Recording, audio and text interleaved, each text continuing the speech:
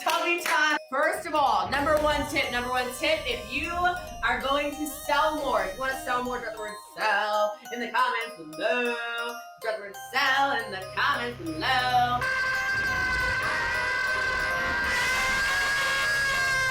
This is, you gotta be kidding me. It's been 45 minutes at this time, 45 minutes. And I know this is a 15-hour situation, guys. 15 hours, we're just getting started.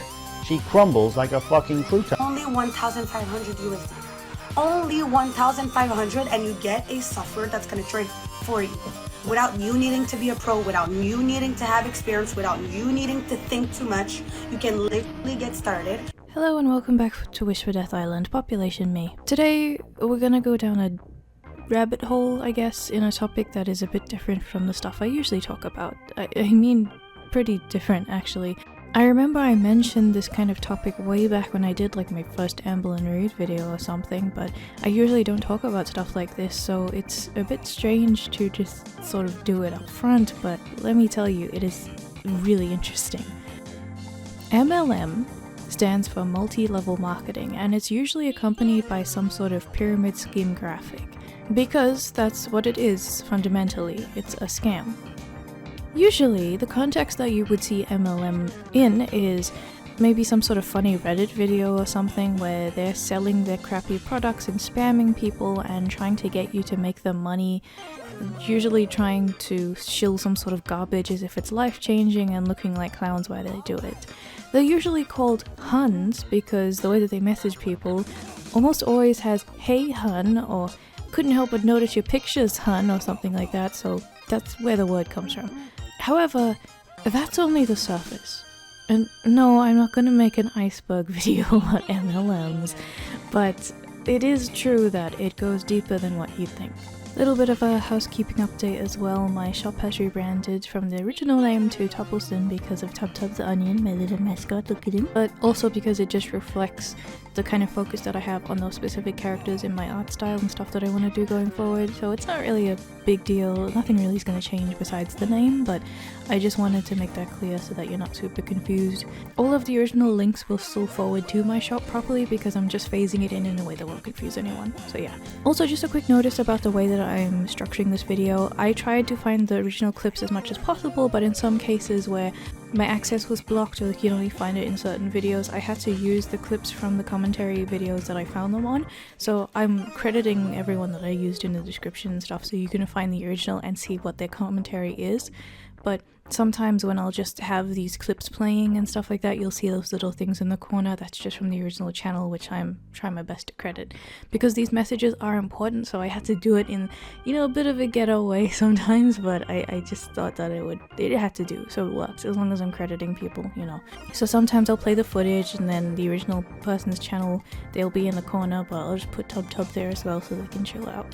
So yeah, I'll talk more about it later, so I don't want to repeat myself too much, but just so you get the idea. Today we're going to dive into a world of ingesting toxic substances, hair falling off, burning scalps, a group of women being forced into a 15-hour trek in rural Colombia in peak heat with no way to escape, people using their own dying children to sell shampoo and essential oils online, and thousands of women falling into debt that it seems impossible to get out of. Welcome to multi-level marketing. A lot of MLMs are targeted towards women, so there's a lot of that kind of criticism going around from both sides. For example, MLM reps like to say that if you hate MLMs, you're an anti-woman and you hate women being able to work for themselves and you're misogynistic, or you're a bitter woman who hates other women. So let me make something very clear. Being anti-MLM is being pro-women. You are supporting women by getting them out of these predatory scams and convincing them to be healthy and saving their money for important things and actual career paths that they should follow as human beings, that should be respected as human beings. Now, there are very few men involved, but there are still men here and there. Especially at the top of these pyramids, a lot of the men will just be like the spouses of the CEO, or they will be the CEO, and everyone else below them is just usually a woman. So that's why I say anti-MLM is pro-women.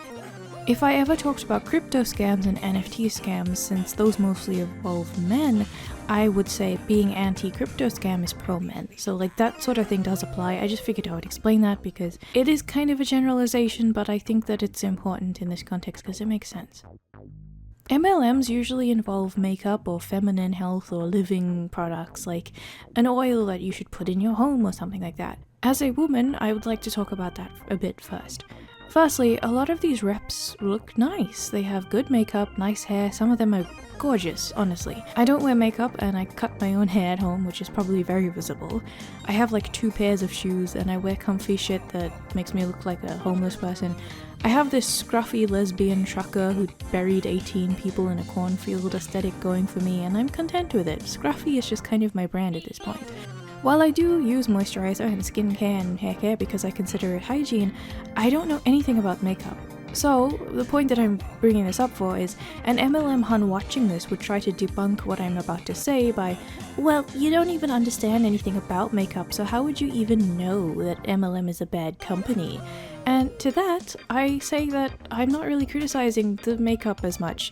Maybe the mascara is amazing, but I am simply criticizing the business model, because even if the mascara is amazing, the business model forces people into debt, and that is why I would discourage people buying. The products are pretty funny to make fun of as things stand. I don't think that they're very good in any MLM that I've actually seen at all during research of this, but the business model is truly the most evil part here. Now, if you'll notice that I'm pretty angry. And this is actually because a lot of the tactics that these people do is they use small businesses to try and be like, oh, we're also a small business, and they actually try and poach people who start their own small businesses by being like, oh, well, your small business is going to take a lot of money to start, you should just do ours because it's cheaper for you. And it's like so fucking I run a small business, it will take a while to grow. That's okay, because it's mine. It's my own business. I don't need to pay a joining fee to you to sell products. I make my own.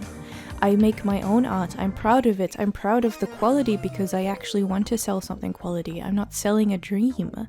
I'm not requiring people to sign up underneath me to be able to buy anything that I sell. Like anybody who runs like a small Etsy or something, it's insulting to see these people compare themselves to the stuff that you do. And one of the things that made me make this is because I'm so sick of seeing these people say that kind of thing as if they are allowed to be in the same group as actual small businesses. And bringing up that kind of misogyny type of thing, I want to mention something. So I think that there is like a certain type of ideology going on here.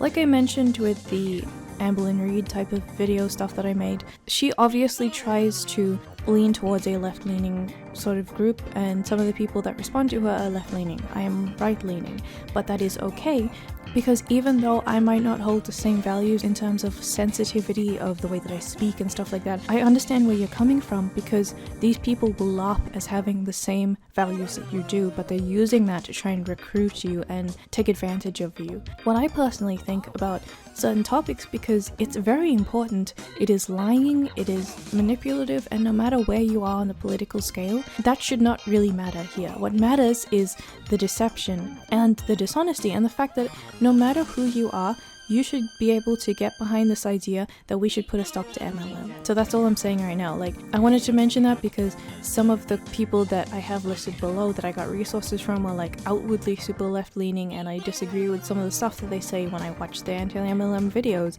But the one thing that I always agree with them on is the fact that this is a predatory market that is ruining people's lives, and especially women's lives, because it's predominantly targeted towards women, and we need to speak out about it. So that's all I'm going to say on that particular topic, and we're going to get into it properly. There is some homework that we need to go over for you first. This is just the terminology that you will find easier to follow if I just explain it now. So a pyramid scheme, like an MLM, works kind of like, a basic explanation goes like this. You have a product or, some sort of concept, and you're at the top of the pyramid. You sell it to the people below you, and then they stock a bunch of inventory and sell it to the people below them. So they're making money off of buying stuff from you and selling it down the line, and those people will then sell it down to their line, and the pyramid gets bigger, and it's a pyramid shape because you're at the top as a singular person or an entity, a business entity, and the people below you just become more and more because the person who works under you needs to recruit more people so that they can actually make money off of all of the things that they're buying from you. No one is actually just selling the products to consumers like a real business. If you're a seller in this pyramid, you are the customer, primarily. You just think that you're the seller because that's how they make money off of you. The sellers that you are under are called your uplines, and the sellers beneath you are called your downlines. The companies are usually required to release these tables that show how much money is typically made on average in each of these levels of the pyramid, and these are called income disclosure statements. The tiers of these pyramids with uplines and downlines are called ranks, and each of these ranks have a different kind of name as a descriptor depending on the company that you're in. For example, if you're at the bottom rank and you recruit some people, you go to the upper ranks. Some companies will have ranks called very deceptive names like district manager and mentor and senior market consultant, but others will have names like diamond princess and ruby queen, which is pretty gay. The other ones are very deceptive because it makes you think that they will actually work for the company as a proper employee when they're just sellers who join the company, and the company is not going to help them at all because the person makes their own choice to start buying and independently selling these products. So the loophole here is the company acts as though you're an independent contractor. You're one of those people who just is interested in the product, so you buy a whole bunch of it in bulk, and then you are going to go up to your shop and put them on your shop to sell to your own customers. So it does this kind of weird thing where it sucks you in by making it feel like you're in a family and you have a bunch of new friends, and it's like all this amazing business opportunity and you're part of the company. But on your tax forms and everything else, it is the most detached from you as possible. You are just a third-party contractor that has nothing to do with the company beyond stocking their products, which you yourself have volunteered to do. So if you bought all of their products and you're like $100,000 in debt because you can't sell them, the company has no reason to help you and can cut you off or cancel your account at any time because they're not liable for anything you do. You could be homeless and they would not care, so you're not really a district manager, you're just someone who fell for a scam.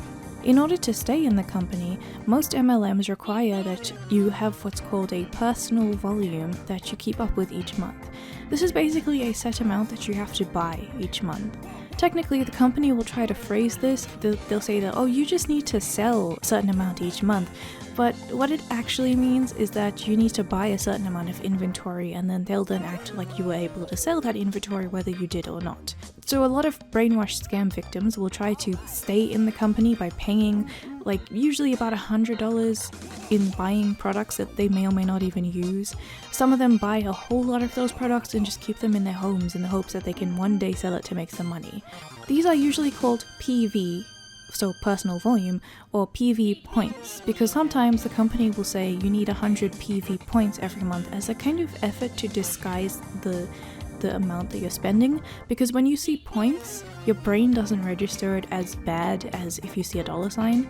But usually PV of 100 is like at least $100, but sometimes it's more because it's like unspoken that the dollar is an equivalent to the point, but sometimes a point will be $1 and more, maybe $2, maybe $1.50, something like that. So it really depends. And in any MLM, some of the products can range for like $60 to even a water filter MLM where they're $5,000 a piece.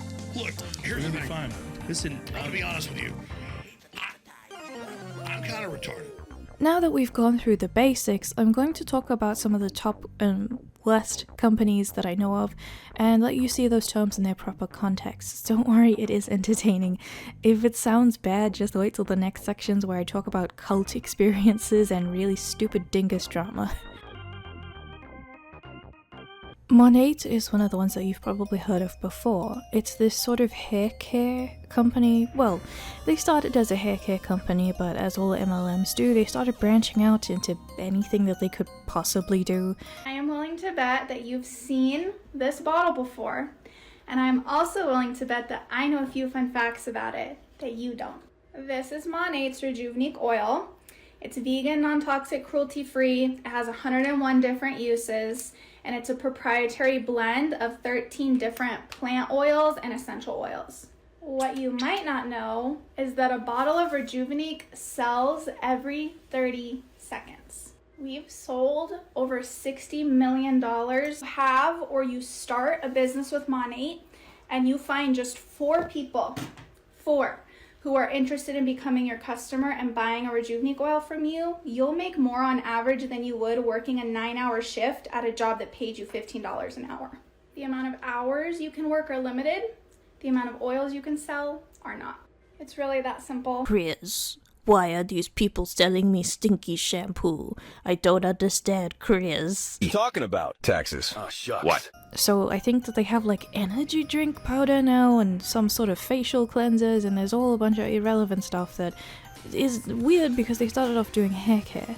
However, the cheapest way to get involved with this pyramid scheme is to do $99 packages. You get a few samples that are very tiny and like a 700-page fucking pamphlet. It looks like a children's workbook to me.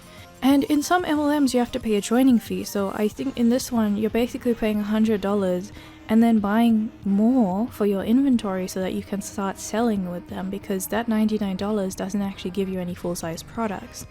And then you have to pay 100 PV points, or $100 like we said, American by the way, I'm Australian so that would be even more for me, a month to stay joined at the bottom of the pyramid. So this is before you even have any sort of recruits or anything else. Like before you even rank up on the pyramid, you have to pay that much at the bottom.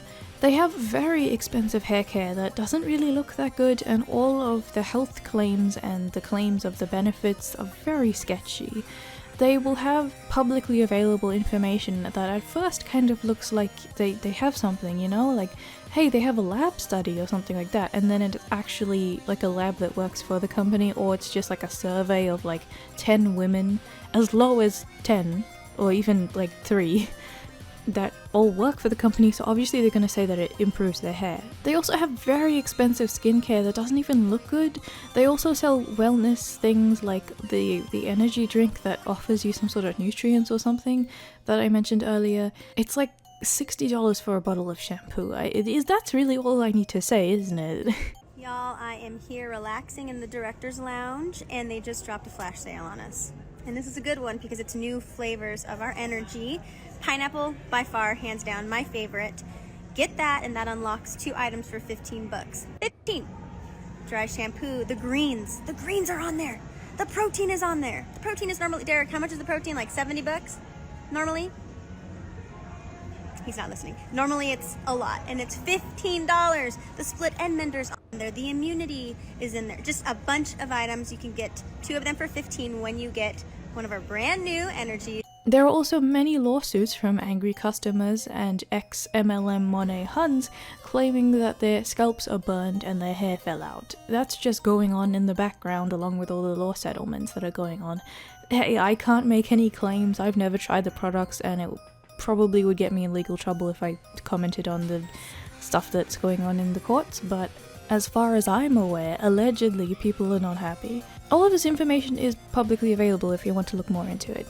The rules of the MLM, if you go into it and you start reading the fine print, are that you cannot make income claims because they scare people off.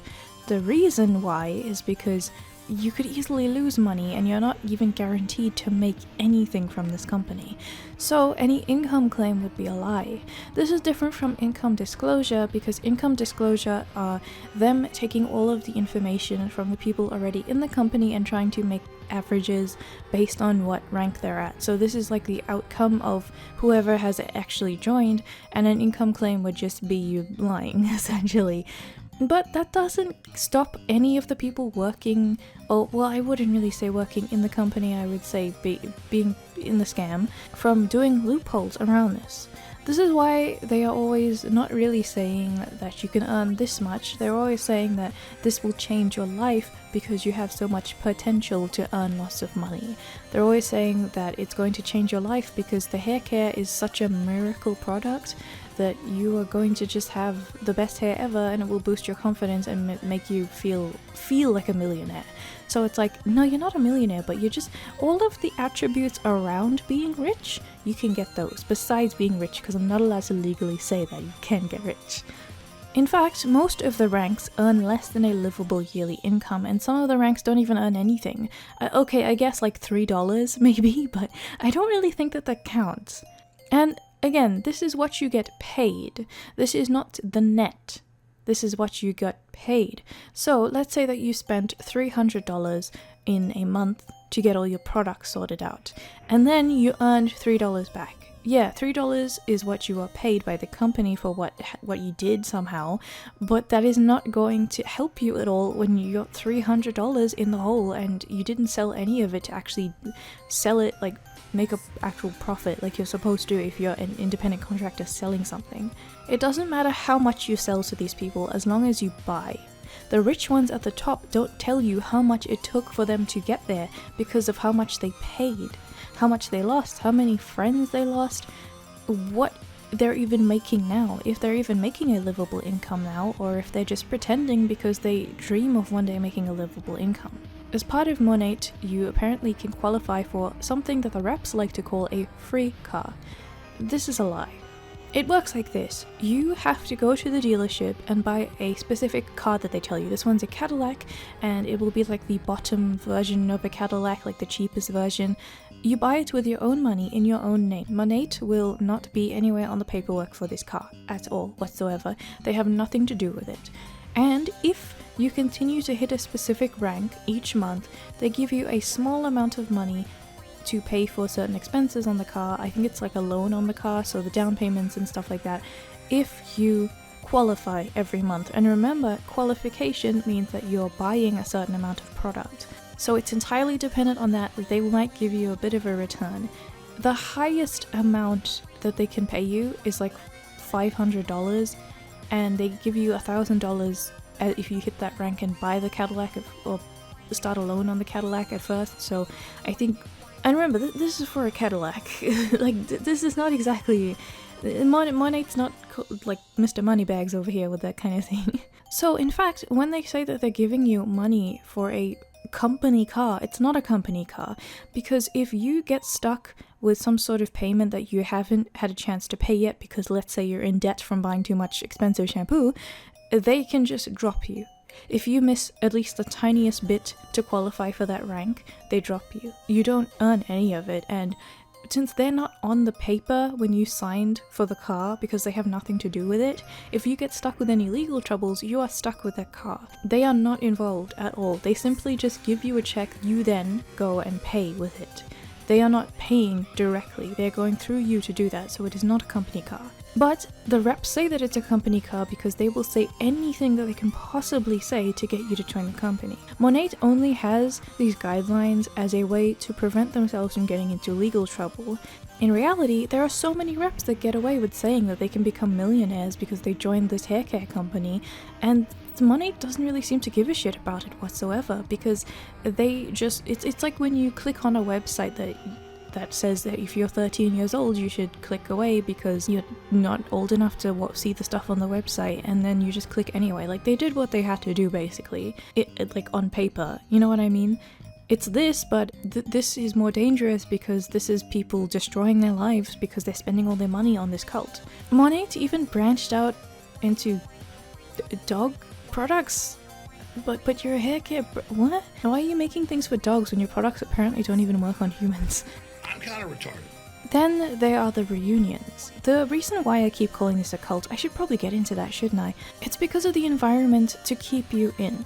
So the first thing that you'll probably start feeling when you join it is the sunk cost fallacy. There's a lot of emotions and love bombing and all of this stuff that the company will give you. All of the reps will try and keep you in by saying that you're beautiful and you're courageous, you're a powerful woman, you are starting your journey to become financially free, you're gonna finally be able to spend time with your family and not work for a corporate job and all that kind of stuff.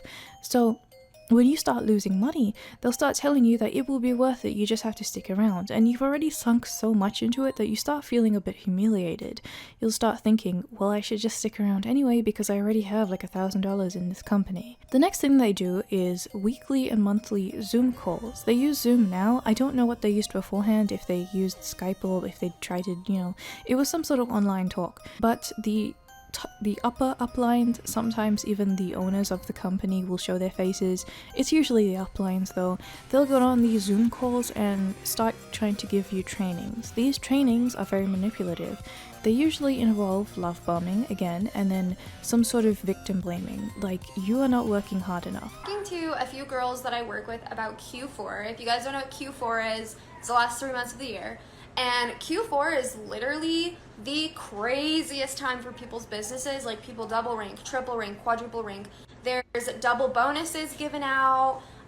There's all these seasonal things, so like gift baskets and like all just crazy stuff. Like, the best time to make money in this business is Q4. Like, obviously you make money year round, but like Q4 is like crazy. Like, the money that is in Q4 is insane. So the smartest time to start your business would be right now. Literally right now. That way you are learning everything you need to know. You're getting your social media, put together. I'm gonna help you with that, help you build your social. Okay, full disclosure, my apartment's like 90 degrees right now because my AC is out, and I have so much anxiety, so I keep messing up my words, but I don't want to redo this video 100 times, so I'm just gonna keep going, and if I mess up, y'all will know why. Anyways, what I was gonna say is, so many people tell me like, oh, I'm gonna start my business in September, I'm gonna start it, I'm gonna start it in a few months, like when I'm less busy. I'm here to tell you right now, there's never going to be a right time. You're always going to feel busy because it's the present. The present is busy. The only reason that you feel like your future is going to be less busy is because it's the future. You don't have to deal with that yet. You'll deal with that then. It's not real, guys. You're always going to be the same amount of busy. Now remember, there's only a set amount of people in the world. If everyone tried to recruit, we would run out of people in the world. In fact, there is actually a piece of data that I can show you here, that if there were, I think, about 15 cycles of recruitments, the world would run out of people. Not everyone can succeed in a pyramid scheme. In a normal job, you will be paid a set amount of income because you have to, for the work that you're being done, you have to be compensated a certain amount. That's just what it is, it's a job. But you're an independent contractor in this company, so they don't have to pay you anything, but they can sell you a dream. And if selling you a dream means that you spend money on them, they will keep you in for as long as possible, whether it be through love bombing, victim blaming, any sort of manipulation and shaming that these Zoom calls will put you through, and you have to attend them, otherwise you're not trying hard enough. Also, at this point, they also start pressuring you to sell no matter what. So if your friends and family get sick of you constantly talking about this hair care product, or constantly talking about how you need a little bit more to get your ranks for the month so that you can get paid the little bit that they give you on commissions, and they start talking to you a bit less because that's the only thing that you talk about, you're gonna start to lean on the people in the company, like your uplines and your fellow downlines. Also, they teach you that the number one thing to do to succeed is to block out the haters. The haters will be anyone who tries to convince you that maybe this isn't the best idea to start spending all of your money on this company when they're clearly not compensating you enough for what you're doing. So their goal is really to isolate you so that you can keep making money for them. And to keep you on and to leave you hopeful, they love bomb you, they tell you that you're doing a fantastic job, but as soon as you start asking about where your compensation is, they shame you and they say that you're not working hard enough, and that this is just the tough love that they need to give you because they really care about you and they want to see you succeed. In reality, they want nothing of the sort. The only thing that they want from you is what's in your wallet, and once there's nothing else, you'll see how much they really care about you. One of the things that they do to further keep people in is incentive trips or conventions. Now, these are essentially a couple different categories, but they function the same way. People who qualify, even if it's just signing up at the company, get to fly down to, usually it's Vegas or Miami or something like that, and they spend the time in this hotel that is connected to a convention center of some kind. A couple days there, usually involving some sort of live version of the Zoom call where the upper echelon will get on stage and start berating the downlines, and you have to just sit through that because it's mandatory to attend. Because the company pays for a certain amount of the trip, all of the people who join the company will jump on social media and they'll start saying that this company paid for them to go to Vegas and isn't that amazing, when in reality that's not really what's happening here. I have an example of this for you. This is called a reunion, and then there's another one called Monations. And I'm just gonna go through one of them so you can see how the brainwashing starts to work. Firstly, to qualify for the reunion or any of the conventions, you need to buy an amount of product. Not necessarily sell, like I said. But they treat you like a royalty if you're actually qualifying, so why wouldn't you want to qualify? Even though you could be LARPing as someone who's successful and actually in lots of debt. You need to attend as a high-value person in the company, otherwise you might be looked down on and lose favor and influence with your new friends. For the reunion, you have to be on a second tier onwards, which is basically not the bottom rank. And the only way to step up from the bottom rank is to have 2 people recruited under you.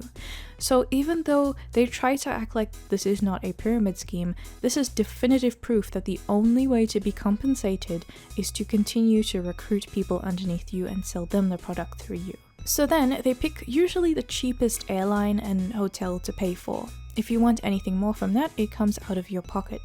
If your flight is cancelled, you have to pay out of your pocket for a new one to get there. Then you have to pay for the ticket as well.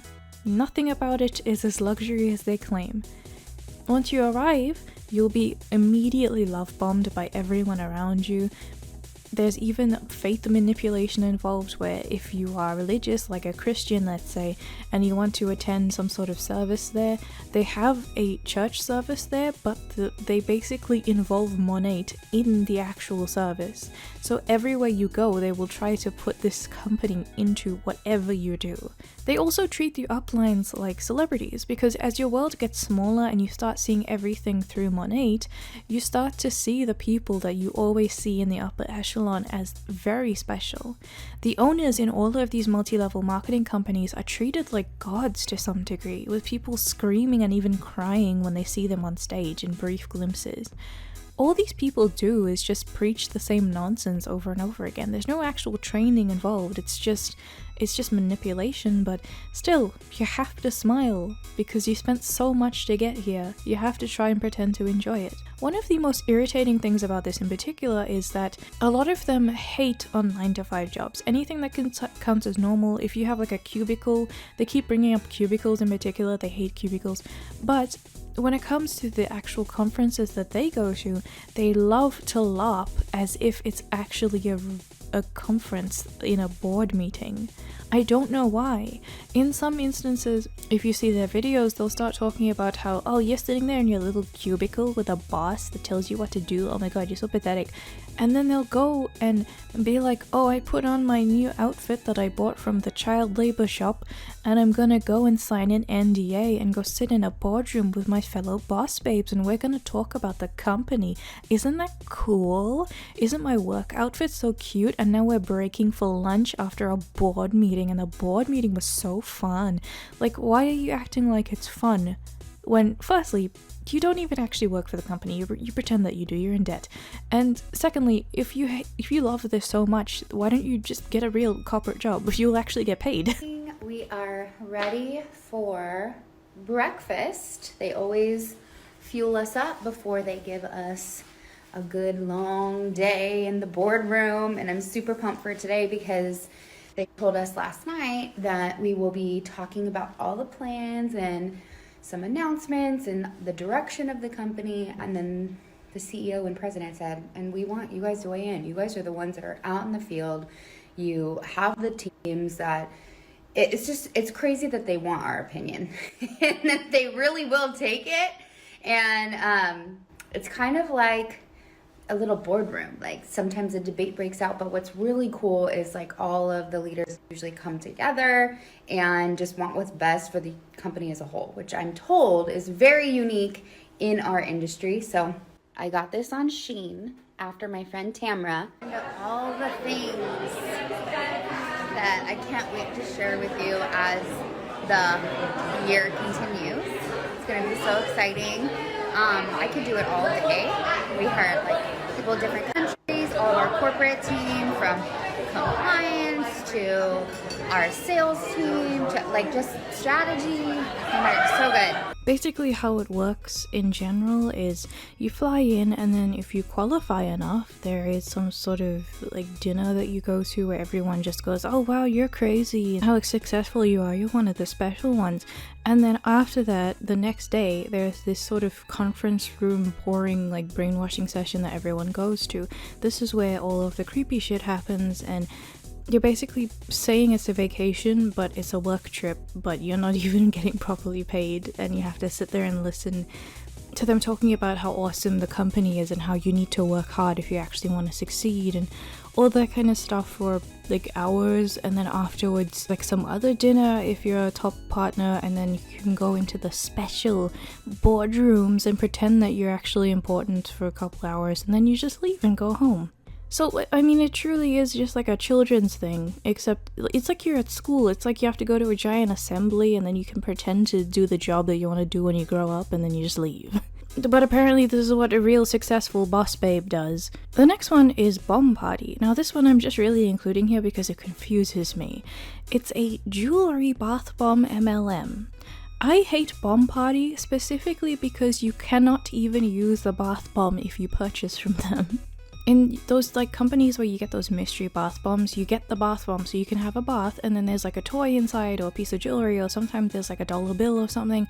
But in these ones, you pay for it, and then you watch a live stream in which one of the market partners, which is another word for one of the people who is in the scam, will sit with a container of water and just dissolve the thing, completely wasting any sort of bath bomb in there just to pull out this shitty little ring that you can probably get on Amazon for like $7 or something. But you have to pay $20 USD for the bath bomb, with the chance that you might get some jewelry that's worth triple digits, even though if they tell you it is, it's not. There were quite a few cases where people found rings that Bomb Party was claiming was like $100 or more, and then they were like $20 on Amazon or less. They also use fake made-up terms like diamond cubic zirconia, as if there's like a specific diamond variation of cubic zirconia, when that's just not a term that is real. Also, all of the bath bombs are completely uniform because they're not actually bath bombs, they're purely for display, they are unscented, they are just these white blocks, so the whole idea of it being a bath bomb is entirely to feed into the gambling aspect, like gachapons and pachinko and everything that makes you want to keep going, because you might get something that is actually worth something. Even though they're lying about all of this other stuff, why would they even actually have something worth anything in these $20 bath cubes? And it's quite sad because a lot of these people are people that I would imagine would be good in other professions, but they're just wasting their time here because someone sold them a dream. Or maybe they like the idea of scamming people for some reason because it gives them a sense of power. I don't know what goes on in these people's minds, but I'll show you a clip of some. This woman looks like she is teaching a bunch of toddlers, but in reality the viewers are a bunch of middle-aged women like her, and her voice is driving me up the wall. 4 left in the house. There are no other earrings, and I'm not sure, like I said, when we'll have some more. So actually I should make these sound for you. No sound on the dormouse. Here are your size 7s right there, size 7s. Queen of Hearts is a big bomb, y'all. Queen of Hearts and Alice. Here we go, here we go. Which one do you want? Yay! Yellow and green right here. 1, 2, 3, you're in. Let's get you some good luck sparkle. Magic sparkles on these rings. Magic sparkles on these rings. Let's get Kathy some some blingity bling bling bling. The next one is called Paparazzi. This is known as the $5 jewelry company, which sounds pretty innocuous considering the $60 shampoo from the previous examples, but let me tell you that this is one of the most insidious companies that still needs to be included on this list. Firstly, the innocuous jewelry is sold to the reps at about $2.75 USD, and then they sell it for $5, and the profit that they get is the remainder, which is less than half of that. The jewelry looks very ugly to me, with a lot of them looking like sheen. You know, they look a bit like children's decorations. I'm sure that if you are in the market for some sort of jewelry, if you go on Etsy or, you know, any other small business that you can find on any other website, you will find some really talented, dedicated, passionate small business owner who has some really pretty jewelry, and you can just buy that for way less than any bullshit prices that they have. In the case of the $5 jewelry, yeah, it might, you know, if you buy a bracelet from a small business owner, maybe it's $6 or something instead, but you know you're actually getting good quality, it won't look like absolute garbage, and you're supporting a legitimate business owner and not a scam. The reps usually try and shield the product as much as possible, so in this particular instance, they will wear the ugly jewelry all over themselves in every single thing. Obviously, I'm not trying to say that the people in the MLMs are ugly, the jewelry just looks really ugly, and I feel sorry for them, you know? However, one of the insidious parts comes into this because there are many people who allege that they got sick from handling and wearing the jewelry, and the only way that these symptoms seem to dissipate is when they stopped using it. The symptoms, they found out, were lead poisoning.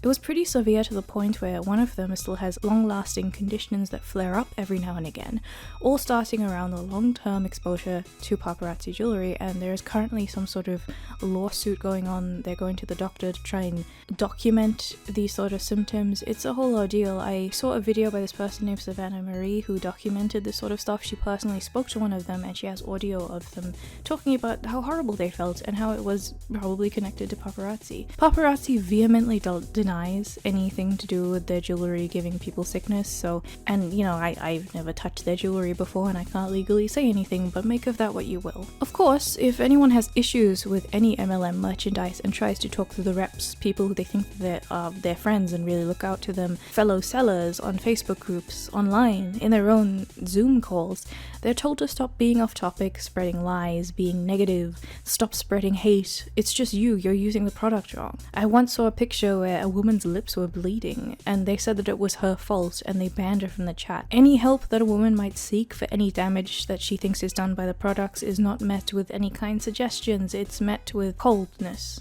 She's being selfish. And the people she thought were her friends are telling her to leave because she's affecting their bottom line. If you start to look at the cracks in the dream that they're selling you, the other reps will feel threatened by that because they feel like that's all they have. They are even more brainwashed than you are, and they will hold on to it as much as possible. A lot of these people are probably not even bad people, it's just that the MLM makes them become monsters and they don't realize it, which is really tragic because you look at them and you think, oh wow, these people are horrible, and some of them I do believe are genuine scam artists who enjoy this kind of thing, but so many of them aren't actually horrible people. They're encouraged to become this way and they can't see it happening because they just don't understand. That's really one of the tragic parts of it. That's why it's such a cult, because they don't know what they're doing. During paparazzi's own events, they also use a lot of faith manipulation again. The top earners are given their own photo shoots to truly become the face of the company. They also get their own promos in the convention center with big pictures of themselves front and center as you walk in because they're treated like celebrities. The downlines even scream at them as if they're celebrities, stopping to take pictures. The owners of Paparazzi are treated like magic gurus that spend time with the top rankers because the top rankers have earned it in very creepy ways, as if they're parents of some sort of elusive secret club that are doing dubious things. One of the big people in the company, Erica Cole, even made a reality show on YouTube called Era's Girls, and it has 4 seasons despite no one watching it. Let's look at some of the exciting titles, like Can April and Chris Survive the Coof and the Distance? Why is this one 40 minutes? If you look at the videos, she has a mansion. She has clearly lots of money, or apparently. But the money that she makes, she can't exactly talk about because it's an income claim. And I don't know what she actually makes, which is concerning considering it's like a facade to show how much money they want you to think that they have to sell a dream. So how much of it is like an influencer set that she can rent? How much of it is debt? What did she sell to get to this point? Because clearly the upper echelon is not as high as the downlines like to think. So I wonder what's really going on here. Her rank is also called millionaire, but that is not what she earned. Millionaires in this rank, it's a title. It's based on product that you move. So if you are thousands of dollars in debt and you somehow have like a million PV points or something, you can be called a millionaire, but you are far from that. So whenever people say like, oh, we have millionaires in our company, that's very deceptive because they have a rank called millionaire, but they do not have millionaires. But because Erica is high rank, she gets to go shopping with a $3,000 voucher, but at a pre-chosen store, and the company chooses what she buys, more or less. So it's basically just a company gift, not an actual shopping spree. Now, before you yell at me, yes, the company is actually giving them something, sure, but if they can't even be honest with what the technicalities of what this prize is between a voucher and a company gift, how can you trust them with any other fine details, you know what I mean? There's also an consultant, an anti-MLM person who was once in the company but then saw through all the brainwashing and decided to break free of it and now tries to get other women out of it. Her name is Tracy, and she has gone on to explain a lot of the inside stuff in the company. She explained that she was over $500,000 in debt, despite being at the top of the company, despite having those extremely income-claimy kind of titles like millionaire and whatnot, because of the sheer amount of PV, or personal volume, remember, requirements that made her get to the top. And her earnings were not enough to make her really rich. It was all a facade. So how can this Erica person afford her big mansion? I'm not sure. During some of the footage seen in the event that they had, it does mirror Monate to a degree. The people in the company are constantly screaming. That's a common theme. They just scream. Like, it's like, are you in hell or something? No, you are, but... Is it your conscience? It's just the same thing. You're supposed to constantly work, and it's funny because when you see these ads that they do, it's like, oh, well, you'll finally get time freedom. You can work from wherever you want, whenever you want. You can take breaks when you want to because it's residual income, which is not what residual income is. You don't get residual income from working in an MLM, but they claim that it is. But then when you join the company and you realize the true nature of it, you hop on a Zoom call and they tell you that you're not working hard enough because you need to be working constant. So which is it? Do you get time freedom or do you get to work all the time? Actual residual income is something that you can do and then set aside, and that thing will continue to make money, such as a YouTube video, publishing a book, doing stuff like that, where it's like you let something go into the world and every time someone buys it, you get some money off of it and you don't really have to touch that thing again. And that is not what you get from an MLM. All you get from an MLM is pain. At the convention, there are even some very famous stars. I'm not sure exactly how this is possible, and I guess it's because it's in Vegas, like the other Monate one as well, it's in Vegas. There were some famous stars like Pitbull and some country music people, and no one showed up either. It's like they went to the company meeting where the CEO of the company yelled at them for hours, but they didn't show up to the famous person doing live music in Vegas. I don't understand that. Also, they do have religious stuff in there, like if you're, let's say, I'm gonna keep using Christian as an example because Christians seem to be a common target for these people. So let's say that you're there and then you're like, oh, it's time for me to, go and pray or seek guidance or whatever it is you want to do. You'll go in and all of these people, whether or not they actually believe in any of it, they'll start talking to you about how God told them that they needed to come here, and God told them that they needed to sell stinky jewelry that's really ugly. And if you try and leave, it's like, well, you're clearly not working hard enough because the Lord brought you here and you're clearly defying what the Lord says. So it's like very malicious. It's evil, really. And there are many of these conventions per year, so you could go to 2 or 3 of them if you're in the higher rank of the company. Even if you're not, you're still going to pay to go because it's very important to show your face at these events. And it's interesting because the companies will, like the top of the company, the people who own the company, will talk about haters online.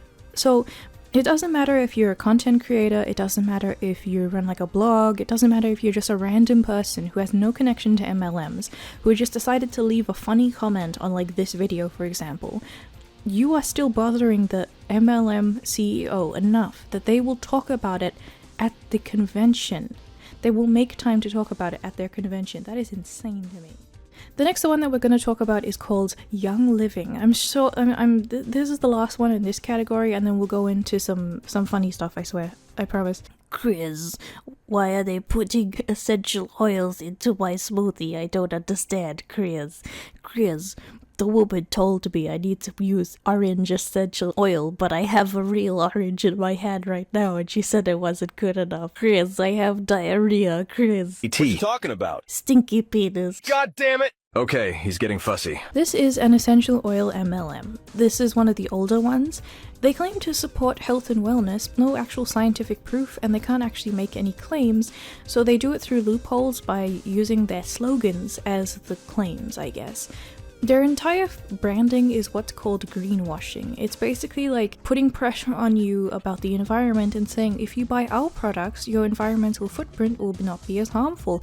But in reality, there is absolutely nothing eco-friendly going on. It's just fake eco-friendly, if that makes sense. It's greenwashing, that's the term. It's kind of like fake herbalism. It's like homeopathy, I think. Like I've mentioned this before, I consider myself a kind of amateur herbalist in the sense that I like to look at plants and be able to understand what plants look like and tell them apart and like see what plants look like in my local area and forage things and understand them in that sense. And like when I have tea, because I'm a big tea drinker, I'll add like, you know, peppermint or ginger or like rose petals or I don't know, yarrow or something like that, just because of how it personally makes me feel good in a casual kind of way. It will never be in the way of actually dealing with a serious illness in that sense.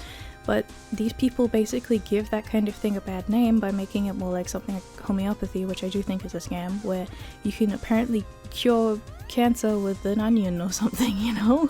And this is kind of the slippery shit that goes on in these companies where they'll actually get reps who are telling you that they can cure your cancer or your child would not have died from their illness if you had used their oils, which sounds like an exaggeration, but I will have videos linked below of that actually happening. They actually did not get away with the slogan shit for as long as they thought, because their slogan used to be something about wellness and how it's like a therapeutic brand, but the FTC and the advertising agencies in America caught on and said that this is a false advertising, so they had to change it to Seed to Seal. They sell a lot of products like hair care, home cleaning, nails, baby care, incense, ingestible shit. They sell lip gloss for $40, moisturizer for $90.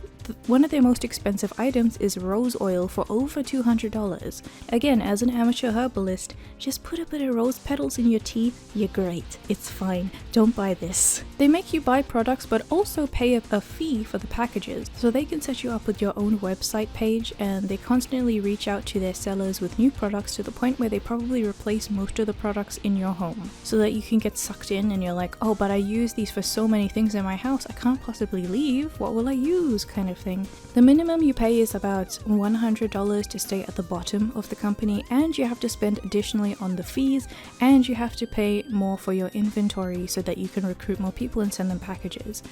You have to spend over $100 every month on the products for yourself as well to stay in the company. This again is one of the more insidious types of MLMs because the wellness claims are basically there to sell you the cure to the thing that you are anxious about.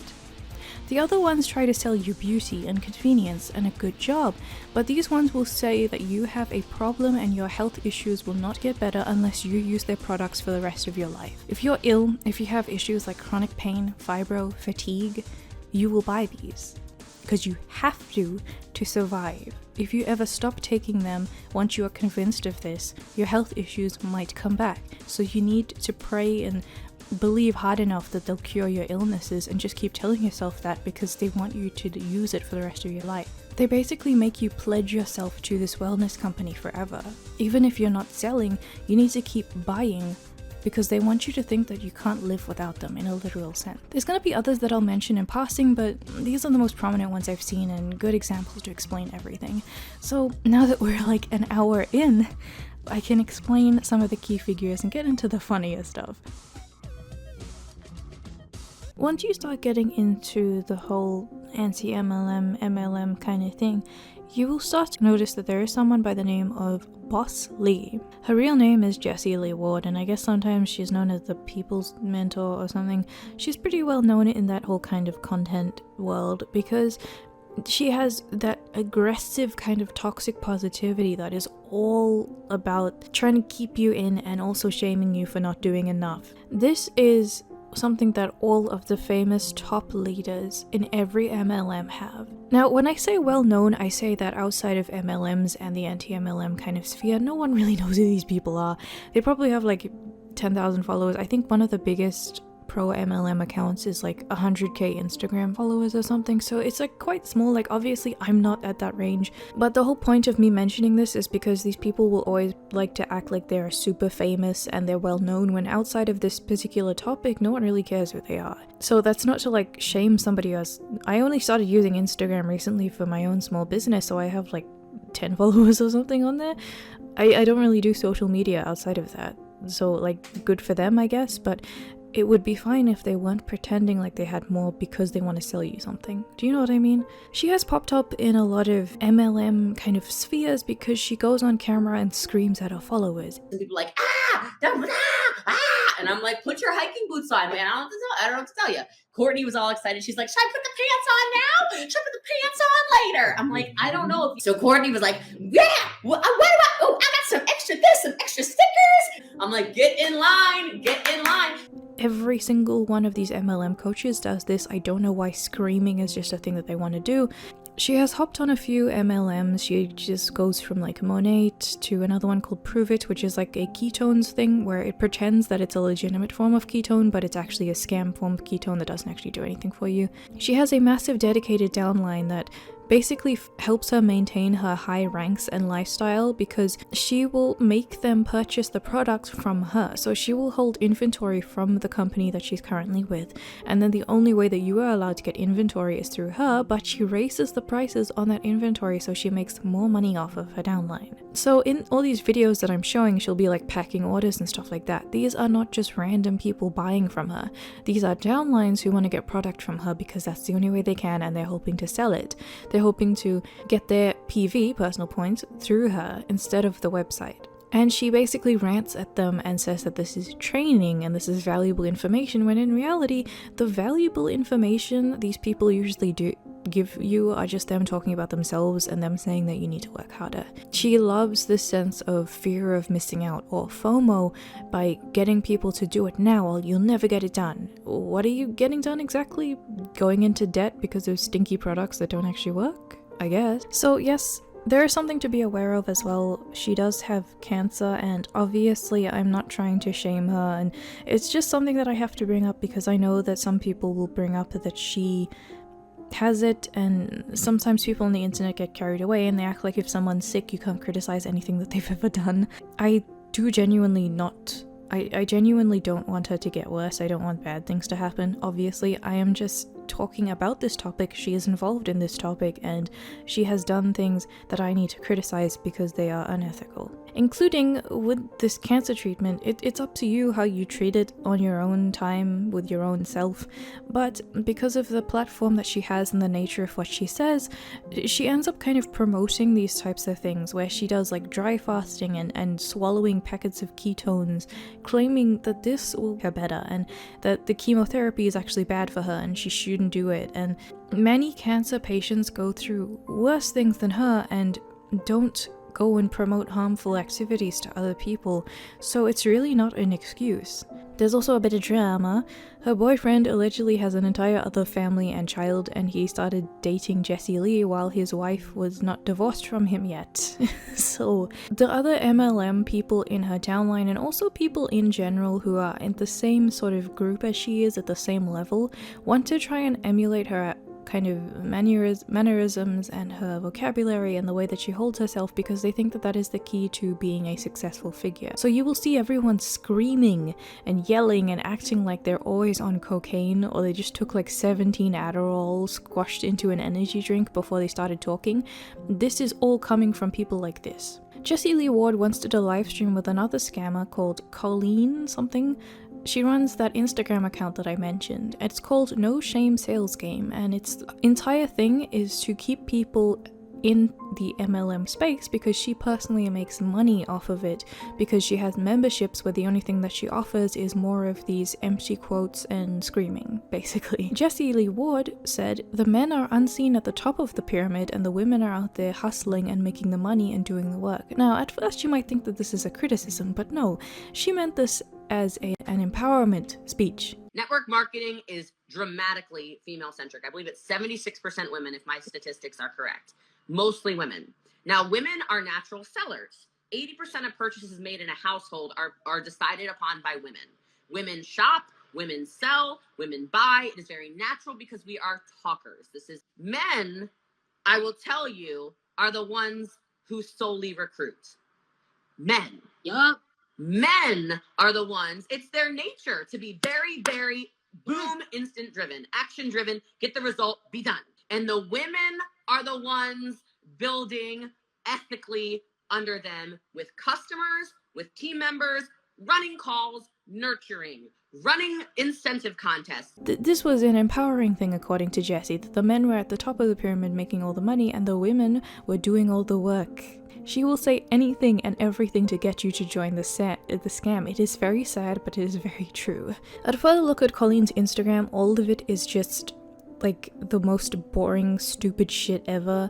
It makes no sense whatsoever. It is entirely composed of fantasyland things about how everyone actually hates MLMs because they just hate empowered women. They hate that women can be successful, and then some basic Pinterest type quotes that don't actually mean anything. And she pretends that any other genuine advice that you should have, you should pay basically a set fee a month for the same type of thing, as if it would somehow make you make more money.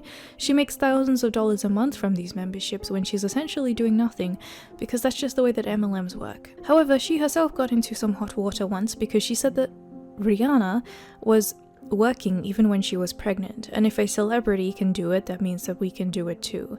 No one else has any excuse. So if you're pregnant, you should just keep working. There is no joy in life, no joy, peace, personal health. Everything like that is a waste of time because you always need to be quote-unquote hustling. That is the type of thing that these people always say. As if being a human is a bad thing and you need to be a robot because that's the only respectable way to be successful in life. It's incredibly close-minded, harmful, just generally shit. Usually her account is one giant hug box, but even the brainwashed MLM Huns got mad at her to the point where she needed to make like a backtrack gaslight type of double down weird weasel wordy thing. It's that same kind of thing that I hate where they say stuff like, we all have the same 24 hours. We really don't. If you compare me to a celebrity, the celebrity has assistants, they have people doing work for them, they have millions of dollars. Like, I understand the sentiment to a degree that you need to be able to use your time to do things that you actually want to do, but that does not mean that you need to monetize all of the things that you want to do. Some joys are specifically joyful because you're not making money, you're not on a schedule for them. You can just enjoy them in your own peace and quiet without worrying about any of that. It's pretty good to make money off of stuff that you genuinely love doing. For example, I love doing art and I like to maintain a business based on that. That's great. But there are joys in life that I like to do, like working with plants and just doing my own little notes about that sort of stuff where I don't want to. It's private, it's for me. Jessie Lee Ward has also done some interesting things, like screaming at people in a bathtub for half an hour for some fucking reason. She was fully clothed, with shorts on and an MLM sweatshirt and a face mask that looks very dubious. She screams incoherently and makes funny noises for like 30 minutes, and the audio is so bad your ears will want to divorce you. Her downline is encouraged to be the same as her, to the point where it's actually creepy. Like, watching them, it's as if they took her brain and put it into their bodies. It's like watching Stepford Wives or something, you know what I mean? One of them is named Brittany, I think, and she is screaming the entire time she speaks. She's screaming non-stop. She constantly looks like she has a blood vessel on the brink of popping, or she's gonna go snap someone's neck.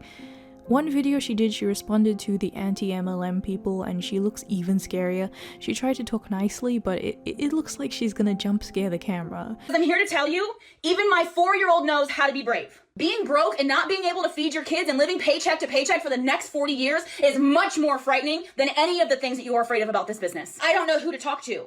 Okay, you have what, 1,000 friends on Facebook? Have you had a conversation with all of them? I'm like a social media disease. Y'all could not get rid of me. If you block me on Facebook, there I am on Instagram. Block me on Instagram, there I am on TikTok. Block me on TikTok, there I am on LinkedIn. Okay, like you can't get rid of me because I'm so consistent. She was also just generally making weird comments about mental health, victim blaming. She called everyone haters, and then she blames people because they're not working hard enough.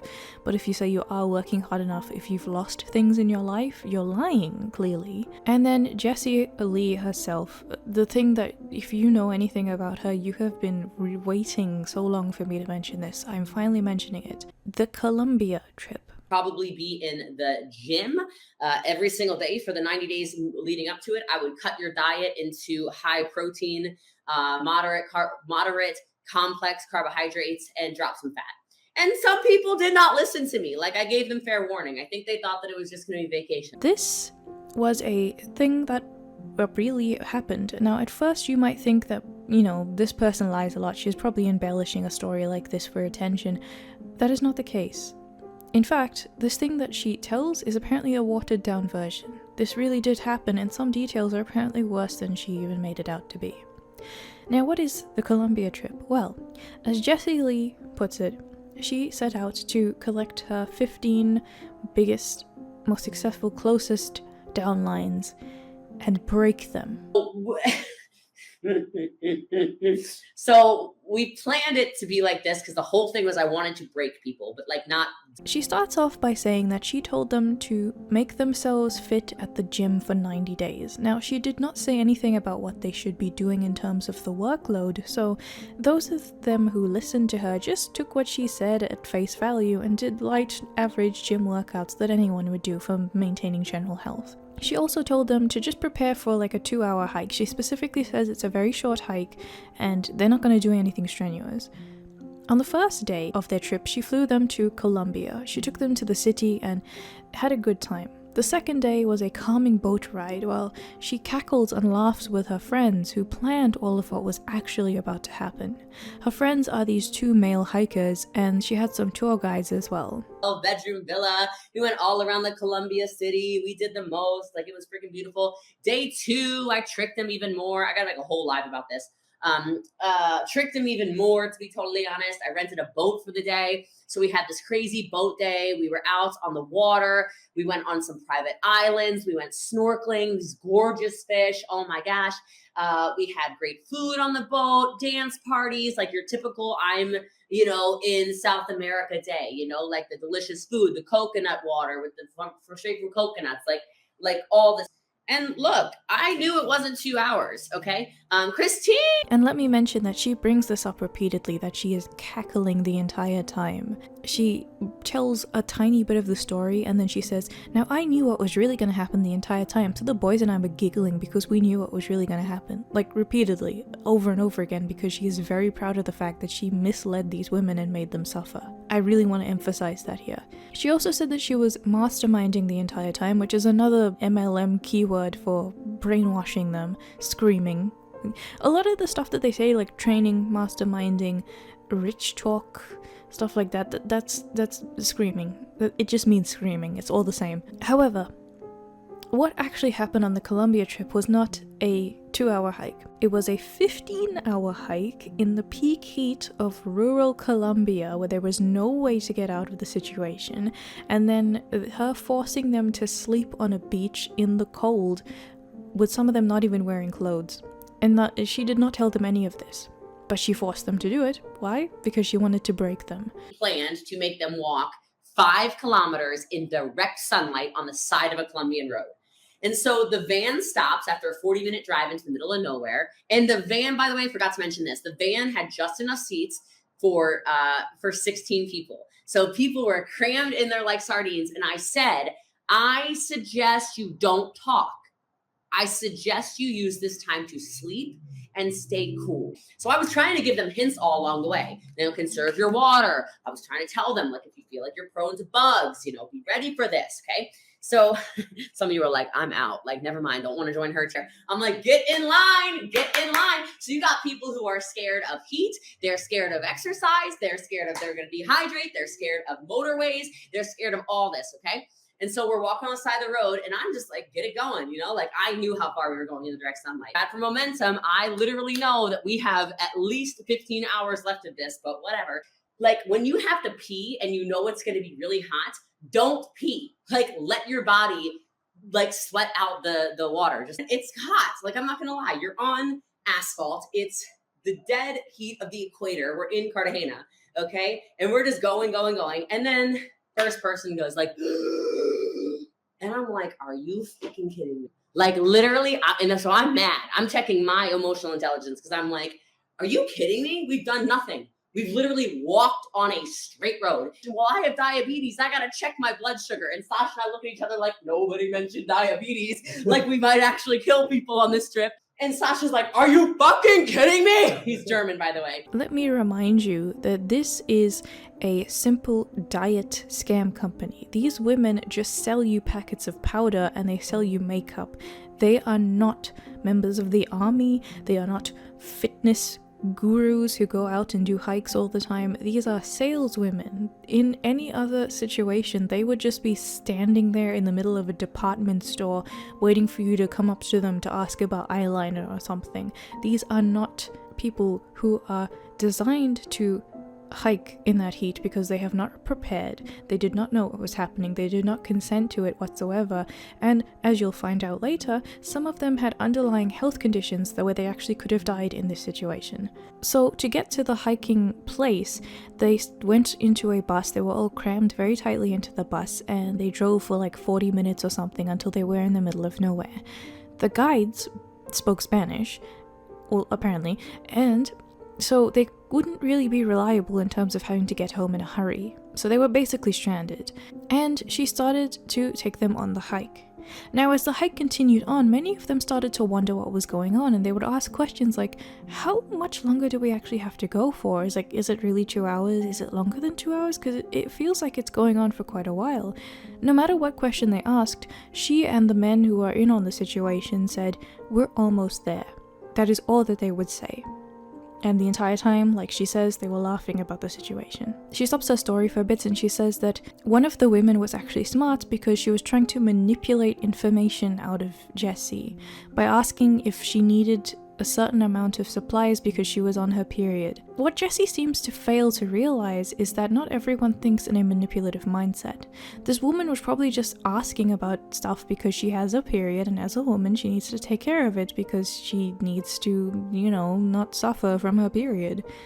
But Jessie sees it as a manipulation tactic and shames the other women on the live stream and calls them stupid because they didn't do the same thing. So one person was really smart and she went up to Sasha. She said, hey, she's so smart for this. She goes, I'm on my period. How many tampons do I need to bring? I don't even know if she was on her period. How many tampons should I bring if I'm going to change my tampon every 2 hours? And she goes, would 5 be enough? And Sasha was like, no, you might want to double that. So that was very intelligent. This was very, very intelligent stuff for her to ask that, because then she knew, oh shit, we're spending the night somewhere. So even if they asked 20 minutes in, how much longer? We're almost there. We're almost there. We're almost there. We're almost there. Okay. Now here's where people got stupid. So we dropped people off. So there they are, walking for 15 hours, forced to listen to these 2 men and this 1 woman basically getting irritated with them, snapping at them, not telling them anything, laughing in their face, forcing them to walk. It sounds like some sort of human trafficking situation, doesn't it? And to teach them a lesson, they were left to suffer with what they had. So if you didn't bring enough water, that was on you. If you were starting to dehydrate and suffer from heat syncope, it's your problem. You faint, your problem. You're diabetic and have no medication, tough luck. Yeah, that happened, actually. And what was the lesson that she was teaching them by forcing them to do this? Listen to the leader. I'm not kidding, that's it. Listen to the leader. She actually said that. What do you mean listen to the leader? Firstly, you're not a leader, you're just a con artist. Secondly, you specifically told these women it would only be a 2-hour hike. That's why they prepared for a 2-hour hike. They listened to you and you lied to them. What kind of lesson is this? So when the person with diabetes started saying she was going to collapse, they started screaming at her, yelling at her, why didn't you take care of it beforehand? As if she knew what was going to come. And then Jessie even admits that she doesn't know anything about diabetes, so she was just yelling at this woman because she wanted to. After all of that, finally, by some miracle, they got to the beach location. It was pitch black because it was in the middle of the night, and she made them get onto a boat, and some of them had bikinis on, and she would just make them jump into the water. They then had a struggle session talking about working hard and the things that they were grateful for and the reasons why they were weak. She specifically said she wanted to find out which one of them was weak. Then she springs on them randomly that they have to sleep on the beach in wet bikinis. She then says that she slept great because she prepared, and they didn't prepare, so it was their fault. Now, after this, she was just telling the story. All of the details that I got was strictly from her. Like I said, more details came forward, but everything that I showed you is strictly from her word of mouth. Because afterwards, some of the downlines came forward and said that it was true, it was as brutal as it sounded, in some cases it was worse. After this circulated the internet for a little while, she decided to do a live stream to backtrack and say that everyone was spreading lies and she didn't actually do this, something like that. The two people that she brought as backup to her live stream were the two men that were cackling at these women because they knew what was happening all along. They basically shamed the women for not being able to do the hike because the hike was easy, and the entire time they knew exactly what they were doing, so if anyone was actually sick, it would have been okay.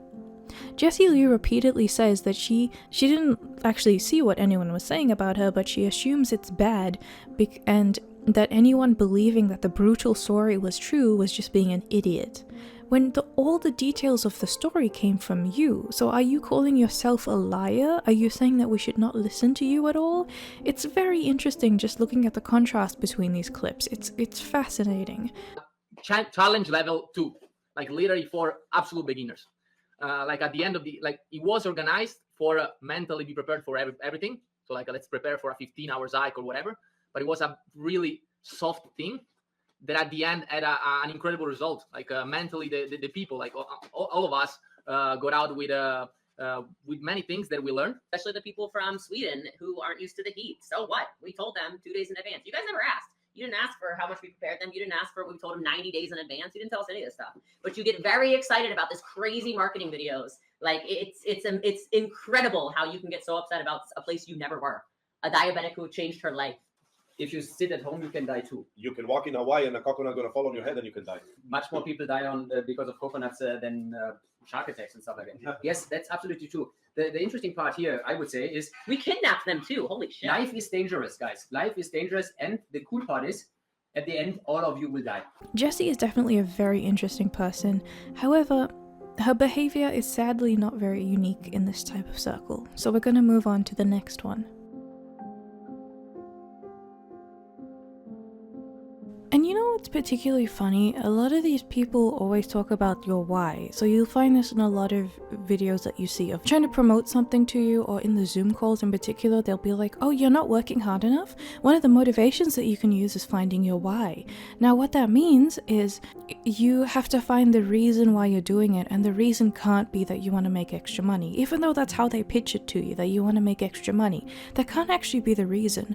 The reason has to be because you need to be enlightened, which again is a form of faith manipulation as well as just emotional manipulation in general, because they're trying to elevate it as if it's some sort of enlightened, spiritual, higher self kind of thing. So if you're a religious person, they try to intertwine it with your actual spiritual self, and if you're not spiritual, then they try to angle it to be like, oh well, what is this purpose that you want to do in your life? Do you want to spend more time with your family? If you have a normal job, you can't be a real mom because real moms don't have normal jobs. The next thing we're going to talk about is WFAB. WFAB are a group of scammers, and I think the acronym stands for something like work from anywhere, butt crack bukkake, I don't know, something like that. I'm just going to call them WFAB because yes, I know it's an acronym, and I know that they call themselves WFAB as the acronym, the way that you say it, because they want to command a certain type of legitimacy, respect, and like luxury that they want to sell to people. However, it's all lies, and they're all silly billy stupid dinguses, so I'm gonna call them WFAB because it reflects what they actually are. Guys, obviously in terms of the packages and in terms of the monthly fee, that's something that's obviously just like a Netflix subscription or a Spotify subscription to really just keep your products and your package up and running. Because I don't know about you guys, I'm subscribed to Netflix, I'm subscribed to, cable, Spotify, Spotify. I have so many different editing apps on my phone. I got Uber Eats. I have a coffee addiction. Starbucks is literally like my go-to. I don't know if you guys shop at Sephora. I don't know if you guys are into gaming, but whatever it is, Amazon Prime, like, you know what I mean? These are all things that we're paying for on a monthly, but how many of those things are paying you? I'm kind of retarded. Basically, they're a group of the upline, like the upper echelon kind of uplines, who decided to band together so that they could kind of combine the force of their downlines into one big group, and then they could all like profit off of it. One of the things that they also do as a group is that they know that they're going to eventually have to move from MLM to MLM to chase the money once the MLM that they're currently in dries up a bit. So what they're going to do, market themselves as a group. They're not just the Monate or the whatever group. They are their own group who works in network marketing in general. So you can join them, but expect yourself to jump ship to a different one so that they can continue making money there. So they're selling you the brand of themselves instead of the brand of what they work for. This is a bit different because usually with MLMs, you'll see these people constantly surrounding themselves with the brand that they're currently working with. But these guys are trying to do it differently because of longevity, and here's why. They used to originally work for Monate, the hair care company that I mentioned at the start. During their time in Monate, people have come forward and alleged that they were yelled at, verbally abused, gaslighted, and dropped without further notice once they wouldn't really make as much money. Even if they just had a gentle criticism to say, maybe don't yell so much, maybe explain yourself a bit more, they were dropped or yelled at as well. Now, this is something that is reflective in basically every major upline, like I've just explained in the last one. But it's very interesting because this group markets themselves as like a girl power, like you're not joining a group, you're joining your friends kind of thing, and this kind of mean girl attitude is very funny. Let me remind you though that people's lives are on the line here. They quite literally say, become my downline on my whatever my current MLM is and pay $1,000 to move in with me, or you are nothing, you're not worth anything, you don't want to make money if you don't join my scam. The shaming is off the charts here. One of the reasons why when you look up something like WFAB you'll see a lot of drama is because this group actually moved to a completely different MLM without announcing it to their downline. So imagine that you're working in Monate, you're trying really hard and you're losing a lot of money, but you're hoping that with this group, they sell themselves so well to you, and you really believe that one day you're gonna make this shampoo stuff actually sell. Your entire bedroom in your house, your garage, everything is filled with Monate products because you've had to buy them to stay within the company. So you have like a bunch of like 100 bottles or something. Suddenly you get on a weekly Zoom call with your group as you, and they announce that they're moving to a cryptocurrency MLM instead. And if you don't follow them, you don't actually want to have any money and you have to go and find a new upline. Then they continue to shame you to the point where you have so many bottles of that product in your house and you've made no money, but you have to go with them because you feel alone. All of your friends are in this company. You look up to them. You were promised something for them. And you have the sunk cost fallacy in your brain where you're just like, well, maybe I should try this. Unsurprisingly, in their own downline, there was a lot of backlash, to the point where these very mature individuals muted everyone so that these people had to lift up handwritten signs to voice their protests in this call. Yeah, you're right. You really don't see this kind of thing happening in a 9-to-5. But the backlash was pretty quick and a lot of people left. They either left or some of them stuck around and went with the cryptocurrency scam. This can be seen in real time with their damage control livestream that I just mentioned, where everyone looks pretty angry. And if you would like to come with us, amazing. If you don't want to come with us, amazing. Regardless of where you go, you are going to have your success. You are going to continue to thrive. All we ever aim to do is to help you get there faster with big impact, with big movement, with big motion.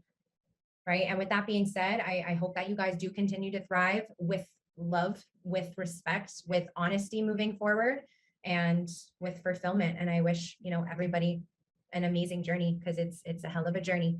And I hope that you guys have the most amazing one. Yeah, I just wanted to just talk a little bit and just say again, like, I know that in the past days, there was just a lot of negativity circling, and that can be really hard to absorb. Okay. It was hard for us leaders too. But after today, I want you guys to know that this is in the past for us, okay? We are leaving this call ready than ever, more ready than ever to embark on this new chapter ready to create more success stories than ever, ready to learn about financial literacy, ready to impact better than ever, ready to scale, ready to create 56-figure earners. But these girls, despite the hit that they took, they just kind of rolled with it. Like I said, these people laugh as if they're successful, as if they're millionaires, even if they're far from it, even if they're in debt. So no matter what actually happened, they pushed on as if they are making a lot of money, even though they lost a lot of their downlines. They sell the dream, and the dream for them is luxury. The reason that they actually moved on is because if you look at Monat, their profits are down, a lot of their products are failing, it's not really a profitable place. And of course a lot of people stick around because of the sunk cost fallacy, or because they've been there for so long that they need to make money off of it, but it's not a good place to stay if you're an MLM scammer. So jumping to something like cryptocurrency makes a lot of sense. It was even alleged that many of them were buying the ranks, and what I mean by buying ranks is like I said, it's costing you money to rank up every month because you have to buy a particular amount of profit. So buying ranks is like basically a way where you do the same type of thing, but you make it look like you aren't doing that. So you go up to your downline and you say, if you buy $200 worth of product to help me rank up, I'll secretly refund you, like under the table, so the company doesn't know. So you're able to look like you're more successful because your downlines are buying a lot of product, but you're really just trying to make them do that so that you can look better. One of them, a woman named Jasmine, even dropped 7 ranks instantly because she wasn't able to hit her luxury upline lifestyle for that month. It's very volatile. They have nice lashes, they have like very expensive outfits, they have designer bags, their hair is always done up, their makeup is done up, but let me remind you that these women are most likely in debt, or they're doing very shady things to actually make the money that they use to pay for these outward appearances. One of them was actually in the scheme iGenius before, and they said that they got scammed, so they jumped to Monat, and apparently they're back. I guess being scammed doesn't really matter if your downline is the one that gets scammed now and not you. Then they tried to up their image by making themselves their own reality show. They paid for basically an editor to shittily put together a vlog, but they called it a reality show. It's one of the most cheaply made things I've ever seen. At some points you can't even hear them because they don't have mics and the echo is so crazy.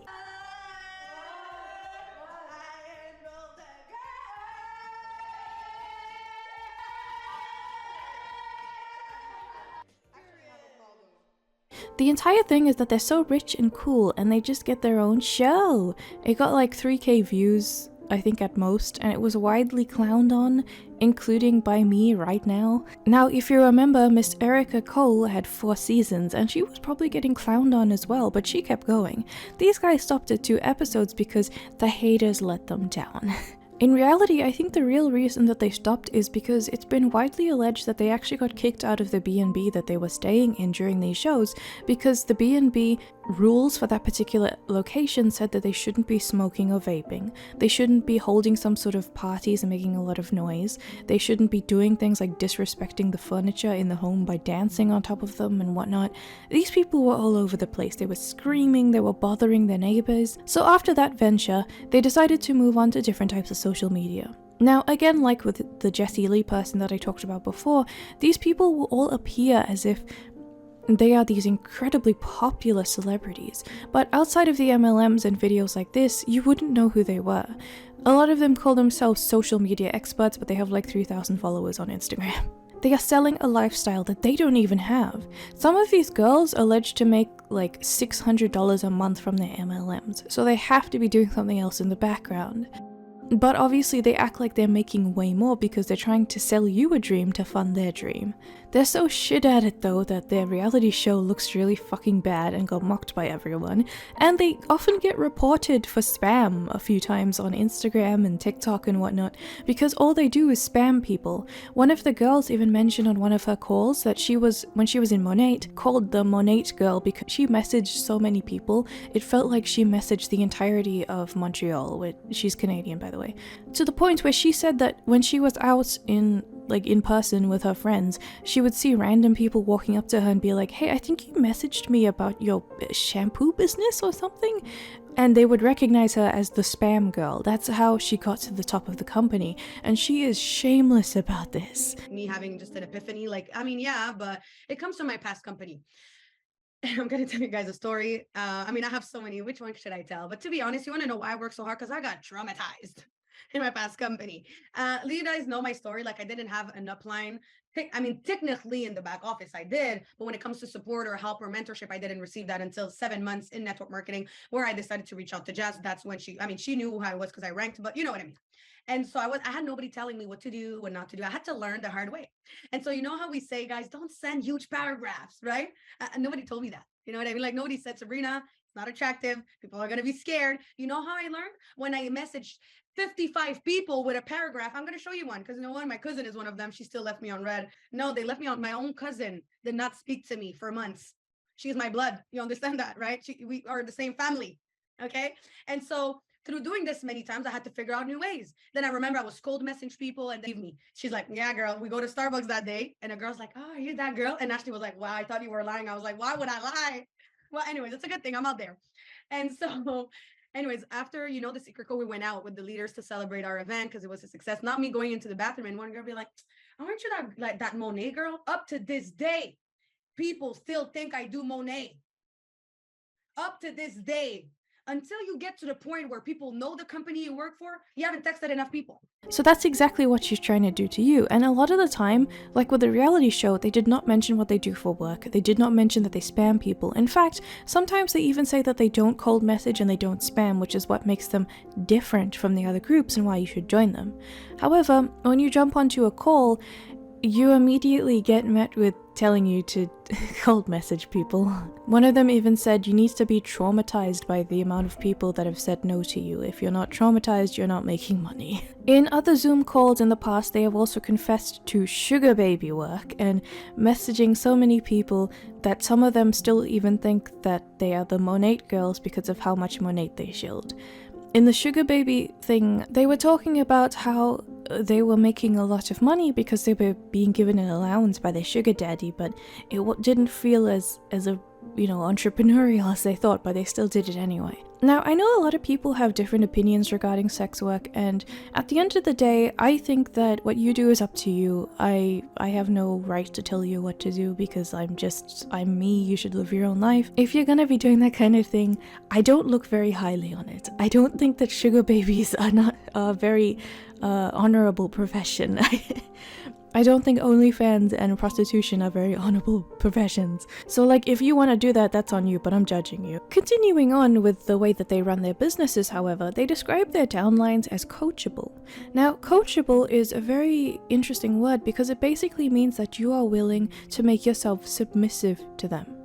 And in context with the amount of brainwashing and abuse that goes through with these things, it's a very violent type of atmosphere, isn't it? It's a very scary thing to want a woman to be coachable, especially if you remember what Jessie Lee did, how she took them into that human trafficking situation, basically.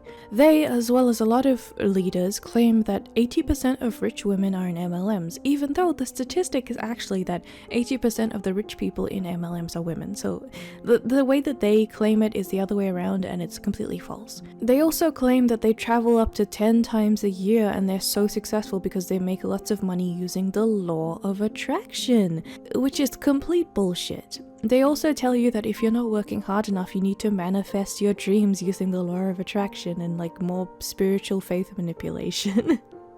But if you follow these things and you're a spiritual person, but you're not in an MLM, apparently they won't actually work because you need to join the MLM to use the true magic to manifest things using the law of MLM attraction. In their recent marketings, including that reality show, instead of saying that they were involved in a particular company, they say that they are partnering with an unnamed company to make it sound like they're a branding company or some sort of influencer that is partnering with a company. However, when you're an influencer and you are working with advertising, you get paid no matter what you sell. You are being paid to post an ad. If you're a brand ambassador, you are being paid for the work that you do, regardless of if someone actually buys the product because they see you in it. These guys have to work for commission, and the commission that they're even getting is very pitiful. They claim that for the fee, you are being sold crypto skills, which is complete bullshit because if you actually look at the calls, they say that you don't need to know anything about crypto, and it's all being done by AI. Listen, I'm not a crypto person, but the one thing that I do know is there aren't proper patterns when you do stocks. It's not a thing. And the one thing that AI is trying to do is find patterns. That's how it learns. So, I don't know, I need some crypto people to actually comment about if I'm right or wrong on this, but I think that an AI is like the most useless thing possible when it comes to stocks and that kind of thing because it's random. And I don't expect the AI to be able to keep up. So every month you're basically being charged for this AI and being charged to put like a certain amount of stocks into this thing in the hopes that you will actually profit and make money. And if you don't, you should do it next week because maybe next week you'll make money when that is completely not what's going to happen to you. But remember, as my dad would say, in the land of the blind, the one-eyed man is king.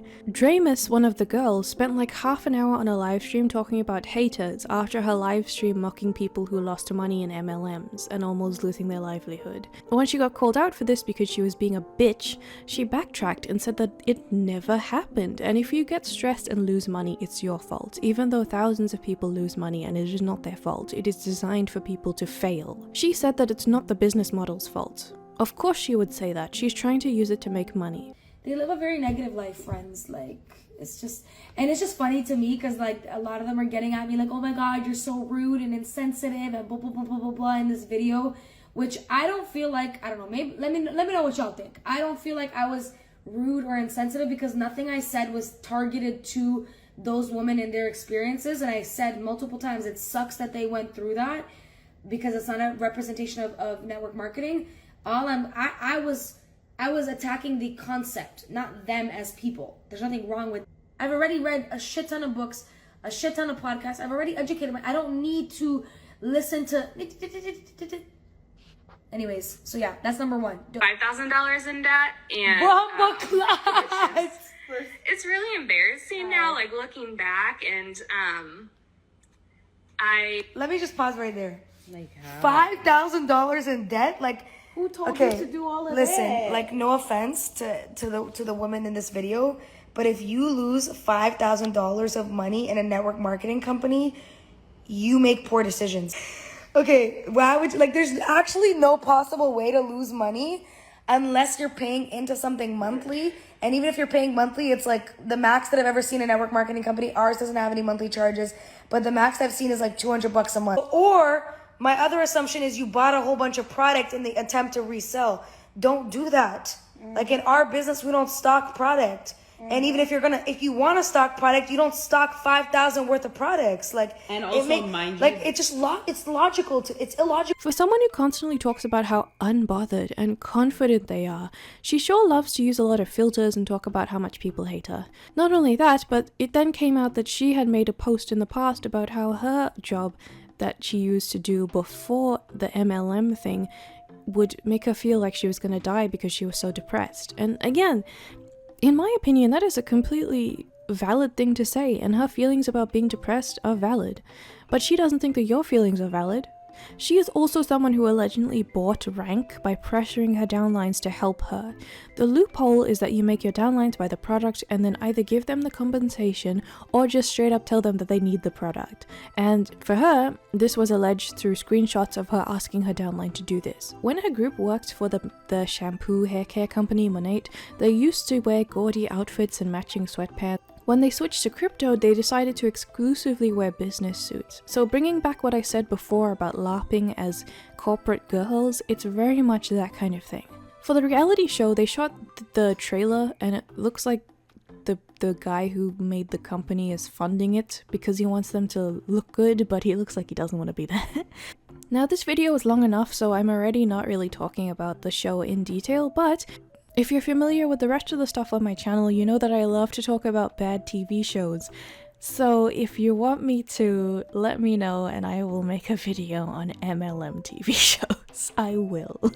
More controversy then happened to them a bit recently because a girl who is very high up in their team, in fact one of the girls who originally founded WFAB team named Kelly, had to take a bit of time off and then was suddenly removed from the team and completely unpersoned, in the sense that they don't even mention that she was one of the people who made the team. She's a completely dead entity to them, because it really is like a cult.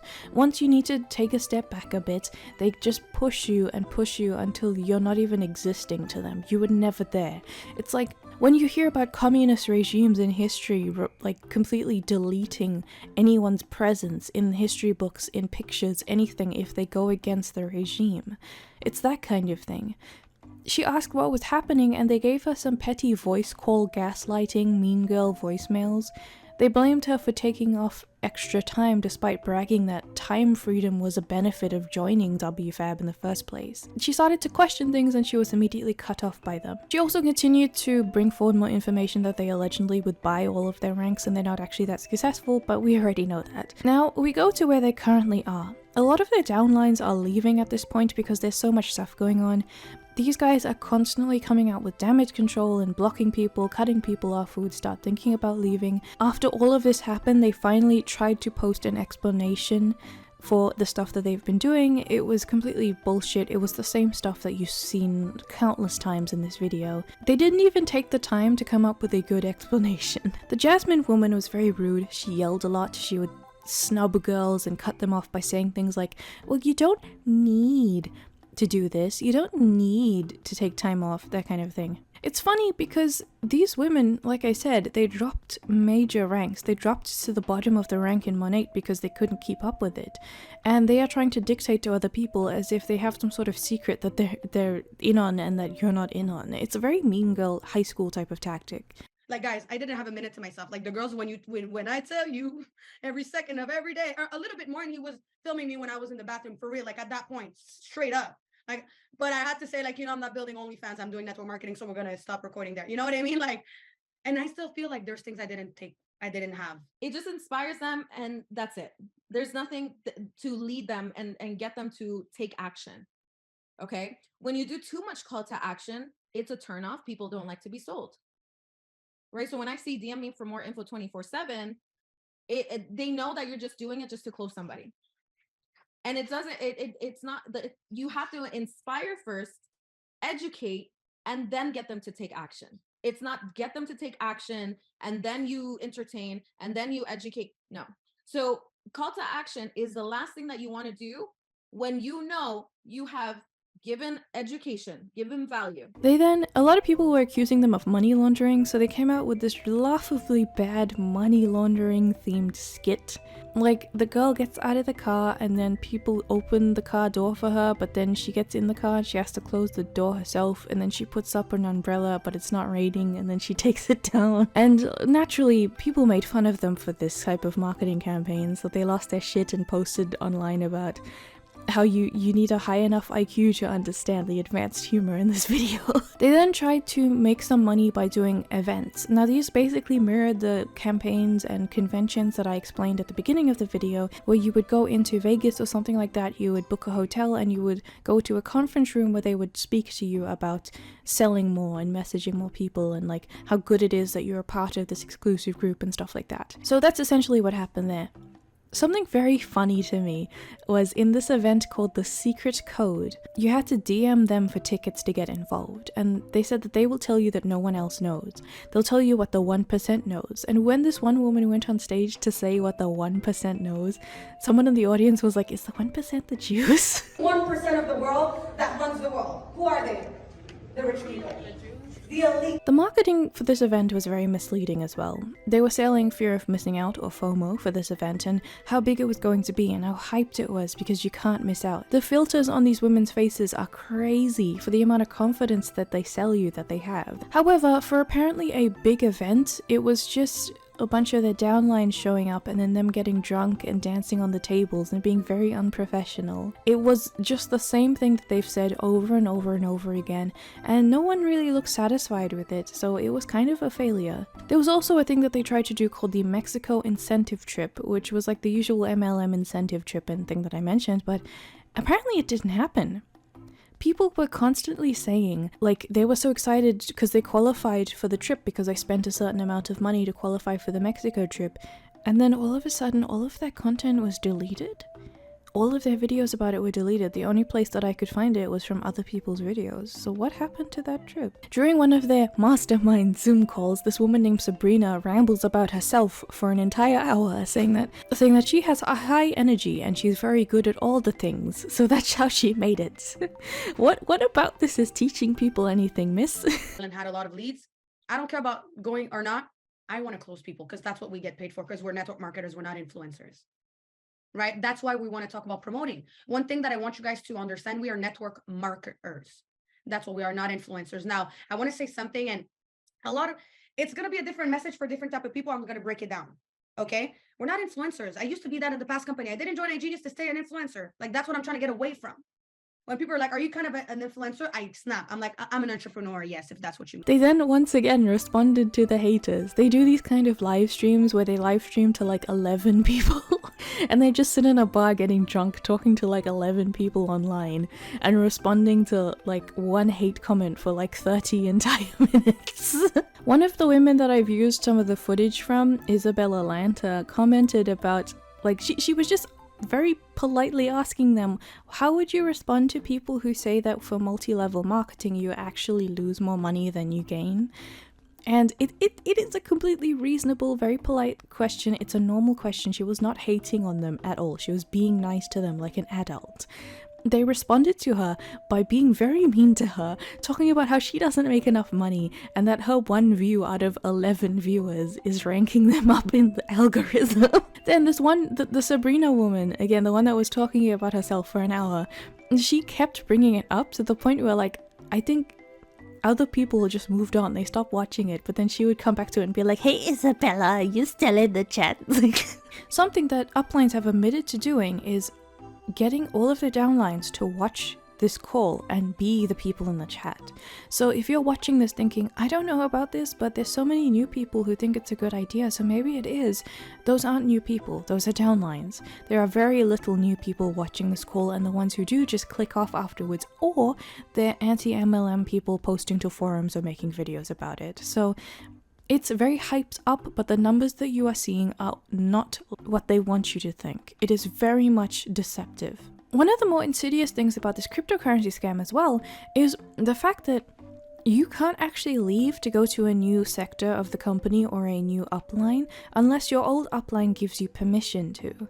So let's say that you are making a lot of money for your upline and you want to go somewhere else because your upline is abusing you. They can't let you go because you're making the money, so you're stuck with them.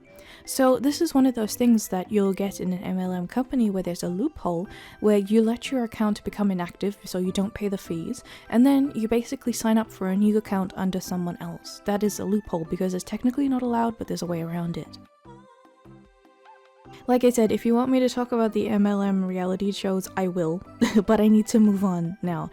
These are not particular people that I'm going to name, but these are people that are basically posting these videos that you might see in your feed on social media or you might run into in real life. Just one video per person here and there, because there are particular things in these videos that I want to talk about to demonstrate the desperation and the brainwashing that comes into play. A lot of these clips have their faces blurred, and it is not me who did that. I'm not taking credit for it. A lot of these clips either get deleted or people get blocked, or you need a specific key to get into the live stream. So the only way that I was able to find these clips is through other people's videos. So there's going to be a long list of like credits in the description of where I got these clips from. These are not my clips. I did not do the work to blur them out. I'm very grateful that they're blurred out because I want to protect these people's privacy, but I'm not the one who did that work.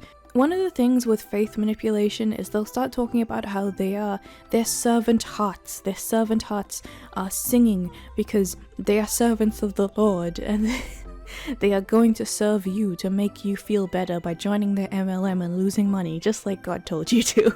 And it's, this woman has been in 3 MLMs in the past 2 months. And like I said, I'm happy that these are blurred because this woman sounds very sweet, but she's saying horrible things because she was coached to do so. A lot of these people deserve to be blurred because I genuinely think that they wouldn't have done this kind of behavior if they weren't brainwashed to do so.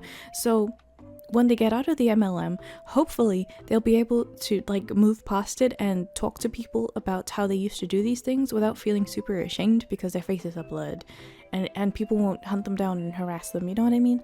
This woman, however, preys on abuse victims who are afraid to leave their kids at daycare because they have trauma and they're afraid that their husband will come and try and beat them up.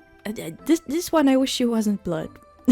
There's also a thing that they do called the Starbucks analogy, which I hate. It's basically like when you go to Starbucks, you order a drink and then online you post that you ordered that drink from Starbucks. So that's the same thing as MLMs. If you think MLM's a scam, you can't go online and talk about your favorite TV show. You can't make videos about how you like a certain product because you're making them money. Now let me just shoot that down right now. It's been done a million times before, but because I'm making this video, I need to do it as well. The difference between just talking about a TV show that you like online and being in an MLM is with MLMs, you basically sell your soul to the point where everything you post about online has to be about that product. If I talk about how much I love JoJo's Bizarre Adventure or how much I love The Haunting of Hill House, I can post about it and then leave it and go back to my life. My life does not revolve around promoting these TV shows without any pay. My life is every other thing that I do in my life.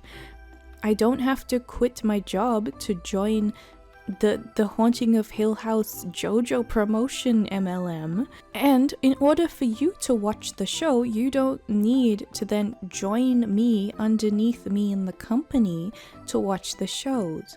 You can just watch them and enjoy them and get back to your own life. If I go and get some boba and I love it and I post it online, I just personally enjoy it and I'm recommending it. You don't need to then go and be recruited by me in order to drink that. You can just go drink it yourself. The company is providing an actual product that I enjoy, so I'm going to talk about how I enjoy it because I personally want to. I'm not being incentivized or forced to do it with the promise of pay that I will not receive. The fact that these people repeat this type of argument just drives me up the wall. This is a different one now. This is an incentive chip. Remember Young Living that I mentioned at the start of this video?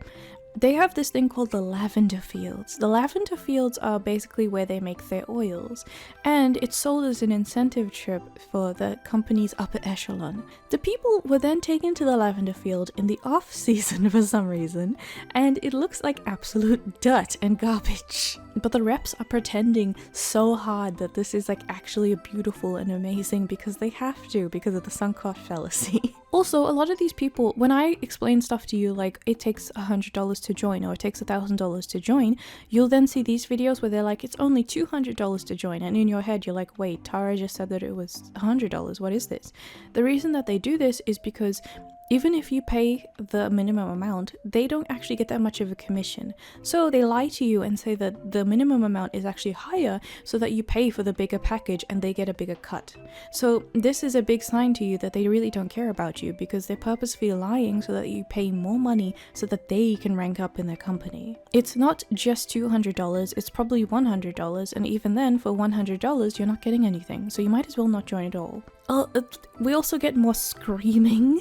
This woman screams so loud that she squeaks. Her vocal cords are just being destroyed. And then when the team wins, right? When the team is doing great, when the team is achieving a lot of things, I'm talking about the sports team, they're like, oh, great, we won, right? Oh, great, we had a great run. Oh, great, this season was amazing for us. Habibi, I need to understand that you do not play on that team, right? They don't know who you are. You're not a part of the team. So they won, right? You didn't. On Monday, guess what's gonna happen? These are what are called rich talks or rich speeches, and they're supposed to be even better than the other training that you get, even though it's just screaming. How do you scream for 30 minutes? I've been talking for about 2 hours and I'm a naturally quiet person, so I have no idea how you keep up with this shit. There was also a woman who showed her back office, and her position is less than 1% of the company, so she's right up there. She's on like the second rank, third rank, something like that. Impossible. Yet She made less than $2,000 a month for all of that work. The work that she has put in every single waking moment. She has no time freedom. She has no set hours. She has no set pay. She probably doesn't see her family that much. She has bought double the amount that she has earned to get to that position, and she has not earned something that is actually livable. This is how evil this business structure is. We also get another demonstration of the FOMO mentality that I talked about before. There are no such thing as set slots in MLMs. There are infinite slots because people are always looking to make money off of you. So when someone says that they only have a few slots left and you should join, they're banking off of you feeling that you need to get into this exclusive deal right now. However, when you go into their first training Zoom call, you'll see like 100 different people because you got lied to. Whew, we've been talking for, what, 2 hours right now. You know what, it's really funny that I've barely even scratched the surface of this. By all means, this is a deep dive, but it wasn't deep enough, was it? I have missed a lot of things. There's a lot of like individual drama that I've chosen to keep out of this video just because I don't think it's super relevant to what I was trying to say. It's very entertaining to watch, but in an intro video for like what I'm aiming for is people who have never heard of an MLM or they don't understand much about it and they can get like an introduction into it. I think that all of those like little drama details, while fun, would be confusing to watch and it would be way too long. Like on my channel, 35 minutes is a short video, you know what I mean? But I am willing to continue at some point. I am not an anti-MLM channel, I just focus on stupid shit that I like to talk about. But every now and again, like I visit Amberlynn Reed or Chantel or any of those people every now and again, I can come back to it. Because in this circumstance, I do think it's important to talk about, specifically because of how prevalent it is, and specifically because of my own emotional feelings as a small business owner who hates the comparison that is made, like I explained at the start of the video. If you personally have something that you would want me to talk about for MLMs, I will encourage you to instead seek out many of the other people who make this type of content as their channel topic. If you have an MLM story, feel free to share it in the comments so that everyone can see. However, if you want someone to specifically react to or read it out, there are a bunch of different channels that I've linked below that I encourage you to email to reach out to them. Not only will they be able to do that for you, but they will also give you some resources, and the community is a lot of people who used to be in MLMs but deprogrammed themselves, so they will be able to help you lead. I wish that I could do that, but I simply do not have the understanding and the time and the resources to do that to help you. So instead, what I'm doing is the next best thing that I am able to do, which is direct you towards those people who can help you instead.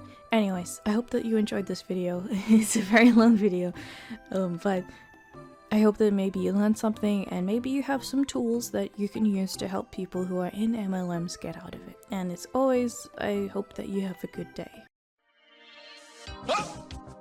Schnipp, schnapp! Ah, ah, da, ja! Ich bin Schnappi, das Krokodil! Ha? Komm aus Ägypten, direkt am Nil! Ja? Und Schnappi ist so verletzlich!